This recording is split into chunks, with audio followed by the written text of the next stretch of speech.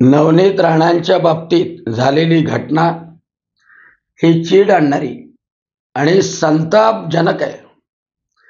निषेध करणं तर निषेधाच्या पलीकडची आहे. आणि या समाजकंटकांनी, या महाविकास आघाडीच्या चमच्यांनी, या धर्मांध लोकांनी लक्षात ठेवायचं आहे, काल जर संयम सोडला असता बाकीच्यांनी तर ते वाचले नसते. आणि म्हणून पोलिसांना सांगतोय की ताबडतोब CCTV फुटेजवरून, कॅमेराच्या फुटेजवरून त्या लोकांना अटक करा.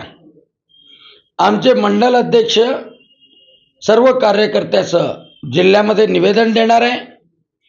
आणि मला माहीत आहे की संपूर्ण जनतेला या गोष्टीची चीड आली आहे.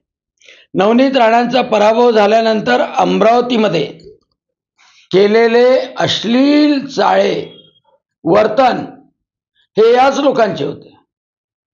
चांदूर बाजारला वासनकर कुटुंबाला केलेली मारहाण ही याच लोकांची होती.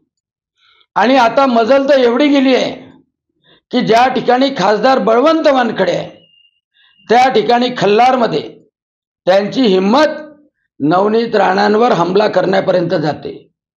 आणि म्हणून जनताच, जिल्ह्यातली जनताच यांना उत्तर देणार आहे.